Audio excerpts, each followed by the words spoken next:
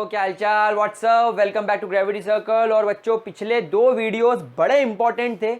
D Broglie के dual nature की मदद से हम लोगों ने बोर के क्वांटाइजेशन को समझा, डी ब्रोगली के ड्यूअल नेचर को समझा, और इसके पहले हम लोगों ने हाइसेनबर्ग के अनसर्टेनिटी प्रिंसिपल को देखा और यह पाया कि नील बोर जिस हिसाब से एटम की फिक्स बाउंड्री बनाते थे वो रियलिटी में होती नहीं है। रियलिटी में तो वो बाउंड्रीज कभी फिक्स हो ही नहीं सकती, थोड़ी सी ऊबड़ खाबड़ अनइवन टाइप की होती है। समझ में आ रही है बात? अब एक बात मैं आपको बताता हूं, नील बोर के मॉडल के अंदर एक बहुत बड़ी मिस्टेक थी जो अब हमें बताई सोमरफील्ड नाम के पर्सन ने, और इस एक्सपेरिमेंट को बोला भी जाता है Sommerfeld experiment and model of atom. Sommerfeld experiment and model of atom. अब बच्चों एक बात बता रहा हूं, पता नहीं क्यों, I don't know why Sommerfeld को सिलेबस में नहीं रखा जाता, लेकिन अगर आप लोग चाहते हो कि आप लोगों को स्ट्रक्चर ऑफ एटम अच्छे से समझ में आए तो आई रिक्वेस्ट कि इसको पढ़ो। भले ही आपको 10 मिनट 15 मिनट एक्स्ट्रा देने पड़ेंगे, कोई मतलब नहीं बनता 10-15 मिनट का, अगर आपको अच्छी चीज सीखने को मिल रही है तो इस चीज को ध्यान से देखेंगे, सोमरफील्ड एक्सपेरिमेंट को ठीक से पढ़ेंगे। सोमरफील्ड ने नील बोर के एक्सपेरिमेंट को सेम कंडक्ट किया, लेकिन एक छोटा सा बदलाव था। सोमरफील्ड ने भी इस तरीके से एक हाइड्रोजन लैंप बनाया। इस हाइड्रोजन लैंप की लाइट एक प्रिज्म पर इंसिडेंस करी, लेकिन नील बोर ने क्या किया था, जब इस लाइट को प्रिज्म पर इंसिडेंट किया था उन्होंने देखा कि 1, 2 और 3 मुझे स्पेसिफिक लाइन स्पेक्ट्रम मिल रहा है। क्या बात समझ में आ रही है? लेकिन सोमरफील्ड ने क्या करा, सोमरफील्ड ने इन लाइन स्पेक्ट्रम को एक हाई रेजोल्यूशन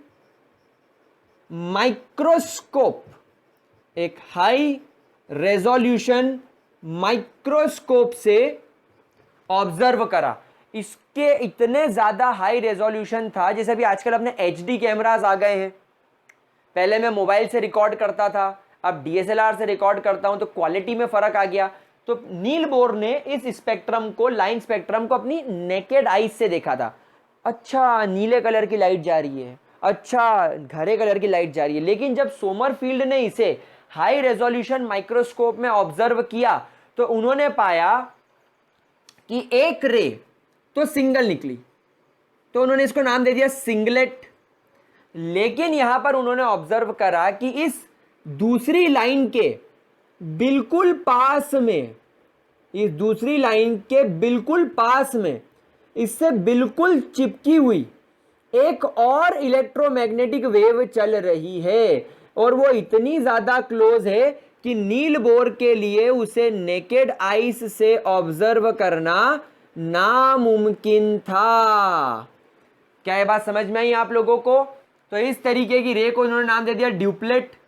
ड्यूप्लेट क्योंकि ये 2 थे, और जब उन्होंने वो तीसरे स्पेक्ट्रम को देखा तो उन्होंने देखा कि अच्छा, इसके अंदर 1 नहीं 2 नहीं बल्कि 3 रेज बिल्कुल इससे चिपक के चल रही है, और इतनी क्लोज चल रही थी कि हमारे अंकल नील बोर के लिए तो ये पॉसिबल ही नहीं था कि वो इसे देख पाए। तो ये क्या हो गया, ट्रिपलेट। क्या बात समझ में आ रही है?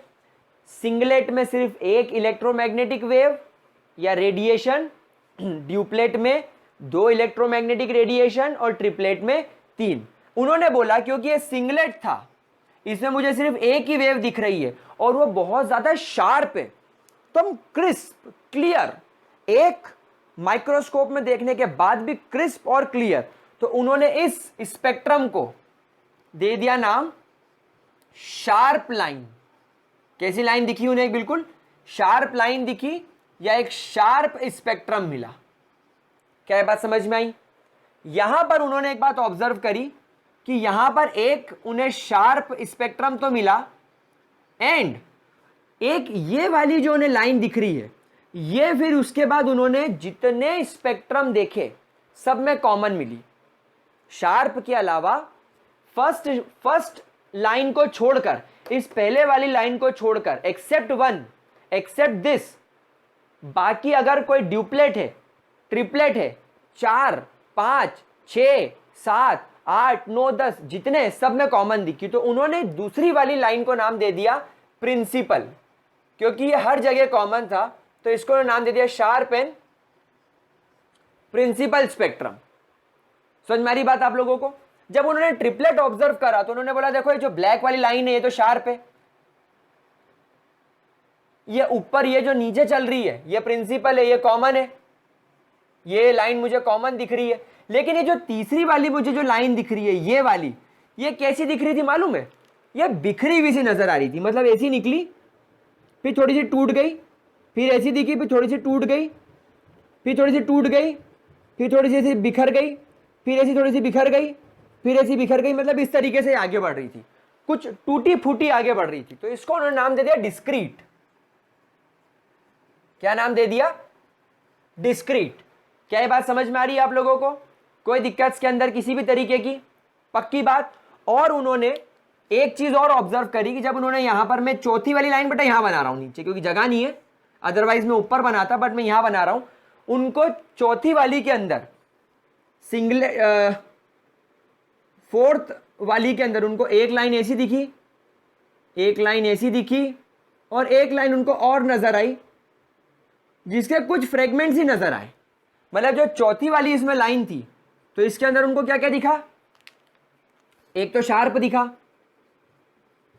फिर एक उनको प्रिंसिपल दिखा जो दोनों बिल्कुल क्लियर दिखते थे, फिर एक बिखरा बिखरा सा ऐसा उनको डिस्क्रीट भी नजर आया, और चौथा उनको नजर आया जो कुछ ऐसा था। बस कुछ पॉइंट्स में आपको उसका दिख रहा था कि हाँ कुछ है, कुछ है, तो उसको उन्होंने नाम दे दिया फंडामेंटल। हाँ कि ये क्या है? कुछ फंडामेंटल टाइप की रे है, कुछ फंडामेंटल टाइप की वेव है जो निकल रही है। क्या ये बात समझ में आई आप लोगों को? तो इस तरीके से सोमरफील्ड ने एक लाइन स्पेक्ट्रम को जब हाई रेजोल्यूशन माइक्रोस्कोप से ऑब्जर्व करा तो उनको कुछ रेस सिंगलेट दिखी जो बिल्कुल शार्प थी, कुछ ड्यूप्लेट दिखी जो शार्प और प्रिंसिपल से बनी थी, कुछ ट्रिपलेट दिखी जो शार्प, प्रिंसिपल और डिस्क्रीट से बनी थी, और क्वाड्रालेट, इसको बोलेंगे क्वाड्रालेट या क्वाड्रेट भी बोल सकते हो, क्वाड्रेट। ये 4 तरीके से मिलकर बनी थी जिसमें डिस्क्रीट और फंडामेंटल बिल्कुल बिखरी हुई ब्रोकन सी थी। क्या बात समझ में आई? अब इसको ऑब्जर्व करने के बाद आप मुझे एक बात बताओ, सोमरफील्ड का रिव्यू क्या होना था? जिस हिसाब से नील बोर ने बोला कि लाइन स्पेक्ट्रम मिलना इज अ प्रूफ कि एटम के अंदर फिक्स नंबर ऑफ शेल होते हैं, यानी इलेक्ट्रॉन का पाथ फिक्स होता है। उनको कैसे मालूम पड़ा? इन वेव्स से, जो ब्लैक कलर वाली वेव्स निकल रही थी। लेकिन यहां पर सोमरफील्ड ने क्या ऑब्जर्व करा कि ये जो ड्यूप्लेट है क्या ये एक वेव है? नहीं, it is a mixture of 2 waves. ये जो ट्रिपलेट है क्या ये एक वेव है? नहीं, it is a mixture of 3। ये जो क्वाड्रेट है क्या it is a single wave? नहीं, it is a mixture of 4। तो यहां पर सोमरफील्ड ने बोला, based upon my observation, atom do not only contain shells, but its shells also contains सब shells। उसके shells क्या करते हैं? सब shells कंटेंट करते हैं। क्या ये बात आपको समझ में आ रही है? पहले इतना जरा जल्दी से नोट करो, ठीक है? तो अब नील बोर ने क्या बोला कि इनके शेल्स के अंदर भी क्या होता है? सब शेल। समझ में आ रही बात? अब मैं इसको रब करके सोमरफील्ड का मॉडल ऑफ एटम आपके सामने लिखने वाला हूं, बनाने वाला हूं, जो 2 डायमेंशनल होने की वजह से इतना फेमस नहीं हुआ, लेकिन जो इन्होंने कुछ टर्म बताई थी, शार्प, प्रिंसिपल, डिस्क्रीट, फंडामेंटल, उसका बहुत यूज है। तो ध्यान से देखेंगे, उन्होंने बोला this is your nucleus, nucleus के आसपास पहला shell, n is equal to 1, और इसी शेल की वजह से मुझे सिर्फ एक ही लाइन दिखाई दी जो मुझे शार्प स्पेक्ट्रम की मिली। तो वो एक लाइन जो प्रिज्म से सिर्फ एक निकल रही थी, वो कौन से इलेक्ट्रॉन्स की वजह से निकल रही थी? वो उन इलेक्ट्रॉन्स की वजह से निकल रही थी जो फर्स्ट शेल के थे। मतलब वो एक्साइट होके जब वो वापस डी एक्साइट होकर फर्स्ट शेल में गिरे, उनकी वजह से। देन जो सेकेंड शेल है उसमें एक ऐसा और बिल्कुल इससे चिपका हुआ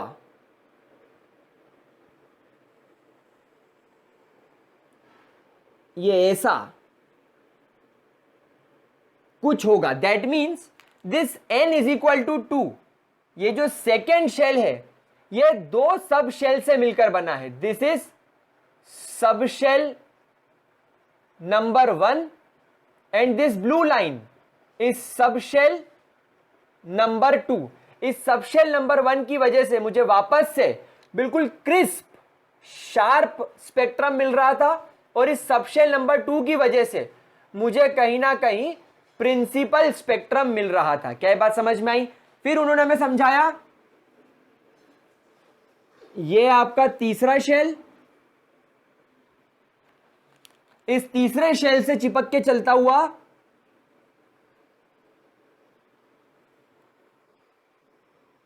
एक और सब shell,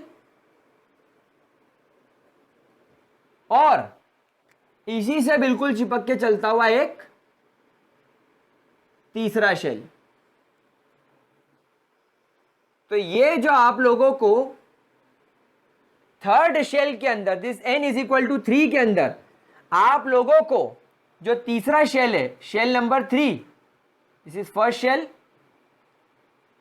second shell and this is third shell, इसके अंदर आपको एक सब शेल ये दिखाई दे रहा है, एक सब शेल ये दिखाई दे रहा है, और एक सब शेल ये दिखाई दे रहा है।